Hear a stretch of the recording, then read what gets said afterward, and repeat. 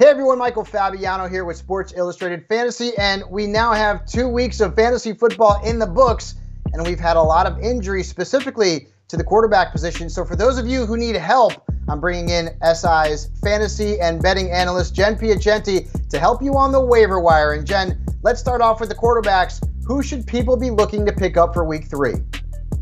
I'm going to start today with Tua Tagovailoa. And before you say, no, he's not available in my league, go ahead and check because he is available in 40% of Yahoo leagues.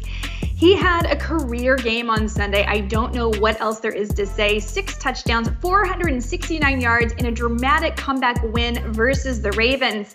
Now, do I expect this to necessarily keep up? No, not necessarily, especially this week versus the Bills, who have only allowed 17 total points to opposing teams this year and an average of 12 points per game to opposing quarterbacks. But listen, you just can't leave him on the waiver wire. And if you lost Trey Lance, or if you're dealing with the Dak Prescott injury, Tua Tagovailoa, who is the QB5 on the season so far leads the league in passing and passing touchdowns, you should probably grab Tua Tagovailoa. If you don't want to go Tua and you're still streaming because you're waiting for Dak to come back, I kind of like the look of Jared Goff. Listen, when you have a receiver like Amon-Ra St. Brown, it's kind of hard not to put up decent numbers. And right now, Jared Goff is tied for the second most touchdowns among quarterbacks with Lamar Jackson and Justin Herbert. This week, he gets the Minnesota Vikings, who've surrendered the 3rd most passing yards to opposing quarterbacks. It's a good matchup with the highest game total of the week.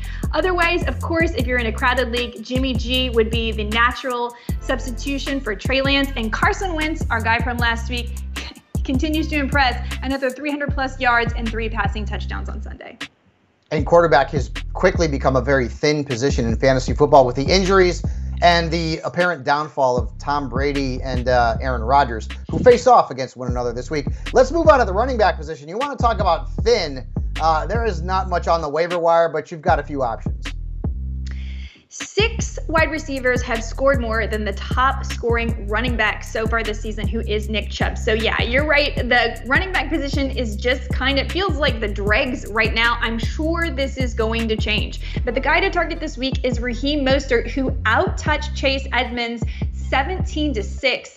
And the game script wasn't really in his favor, right? Because as we just talked about, Miami had to come from behind. It was a dramatic comeback run, so Tua took a lot of the attention. But it was 79 total yards from scrimmage.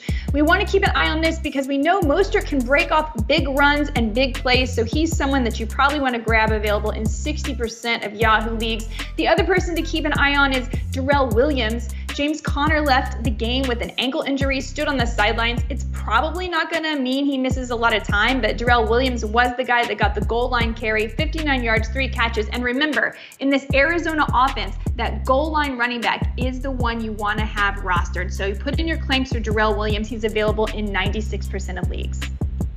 Tyler Algier, also worth a look, maybe J.D. McKissick in a PPR league. Moving on to the wide receivers. And hey, we didn't see a Justin Jefferson or Jamar Chase type rookie in this class of wide receivers, but boy, I tell you, some of these first-year wideouts have actually started to step up already. Oh yeah, good weeks this week from Drake London, but the one who had the best week this week, Garrett Wilson, who looked phenomenal. 14 targets, 8 catches, 102 yards, and a pair of touchdowns. He saw 44.2% of the air yards for the Jets and a 32.6% target share. That means that Mike LaFleur is getting him out there. He is scheming to get him in the game, and that's because he is so dynamic. So get your claims in for Garrett Wilson. He's absolutely my top claim of the week. And the other player I want to talk about, last week we talked about Curtis Samuel. He paid off really big dividends for us this week, was phenomenal, finishes the wide receiver 12 in PPR leagues. We're now looking at Juwan Johnson, who, get this, 3 touchdowns and a 2-point conversion in just his first 2 games. So if we're buying into Carson Wentz, we're probably also buying into Juwan Johnson. And listen, goal line chemistry is really important, and Carson Wentz has it with Dotson. First-year rookie, looking strong. He can play inside, outside, super flexible, super athletic. I really like the look of him. Yeah, all of a sudden the Commanders are very fantasy relevant. Sterling Shepard, also worth a look. You know, Kenny Galladay's like the number 5 wide receiver for the Giants right now, and Wan'Dale Robinson's hurt. And then if you're looking short-term, Noah Brown of our beloved Dallas Cowboys. If you're looking long-term, Michael Gallup could be back in the next couple of weeks, and he's out there as well. Now let's move to maybe the grossest position in the history of fantasy football, at least this year, the tight ends. Jen, help us, please.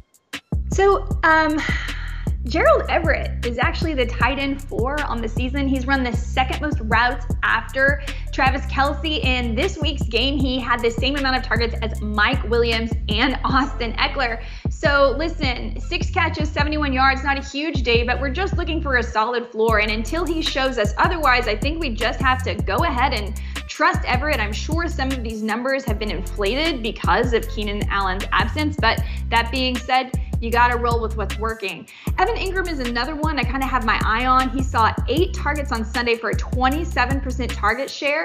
82% of his snaps, he's been running routes and only blocking on 2.3% of them. This week they face the Chargers and they should be playing from behind. So Evan Ingram is someone you might want to consider. Juwan Johnson is another one I have my eye on if you are in a deep league and need a deep sleeper tight end. Yeah, a couple of others. Logan Thomas, who I liked last week, revenge game against the Lions. He had a good game. And Irv Smith, he looked pretty good on Monday night besides that dropped, maybe a touchdown, but still, he was targeted a bunch. So Irv Smith, and he's got the Lions this week, so that's another player to pick up off the waiver wire. Jen, great stuff as always. And for everybody out there, if you want to win your fantasy football league, you need to come to si.com/fantasy for waiver wire, stardom, sit-em. We've got them all. And again, hit that subscribe button here for Sports Illustrated's YouTube channel.